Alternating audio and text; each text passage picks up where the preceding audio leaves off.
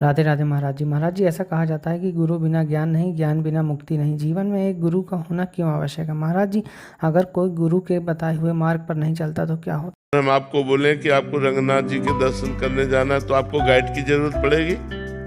Guide की जरूरत पड़ेगी। बिना गाइड के दर्शन करने नहीं जा सकते। किस गली में है, कहाँ है, मुझे कुछ नहीं पता। एक भगवान की नगरी में आपको जो जो हम बताएं कि यहाँ निधिवन दास जाना है, सेवा कुंज जाना है, आपको दामोदर जी जाना है, आपको राधा रमन जाना है, तो आपको एक गाइड की जरूरत पड़ेगी।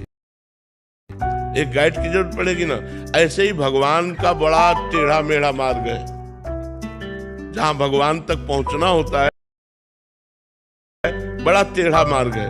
शास्त्र बता रहे हैं कि आप दक्षिण की तरफ चलिए और ठीक वहीं से उत्तर की तरफ मुड़ा हुआ जिसे नहीं बताया गया, गुप्त कर दिया गया, वो बात गुरु बताएंगे।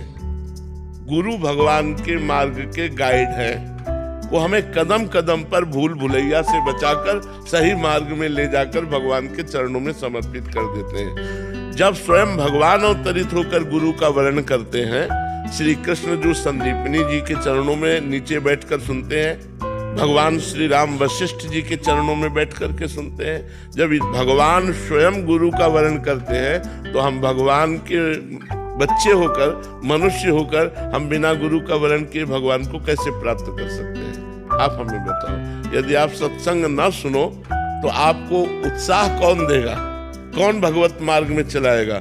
कितने ऐसे भाई लोग हैं जो कहते हैं कि आज मैं आया हूं लेकिन पहले ही मैंने शराब छोड़ दी, मांस छोड़ दिया, गलत आचरण छोड़ दिए। तो किसके द्वारा? संत वाणी के द्वारा।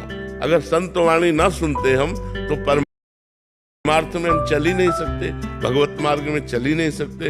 बिना गुरु के चाहे शिव बिरंच सम होई, गुरु बिनु भवनिधि तरह न कोई। ये गोस्वामी तुलसीदास जी ने लिखा है। चाहे भगवान शंकर के समान वो त्यागी तपस्वी वैरागी हो और भगवान ब्रह्मा के समान चतुर हो सृष्टि रचना में, जैसे ब्रह्मा जी, तो भी वो बिना गुरु के भव समुद्र से पार नहीं हो सकता। और सबके गुरु भगवान है और भगवान ही गुरु के रूप में मनुष्य रूप धारण करके हमें मिलते हैं, तब हमारा उद्धार। प्रिय मित्रों, हमारे चैनल को लाइक, शेयर, सब्सक्राइब करें। धन्यवाद।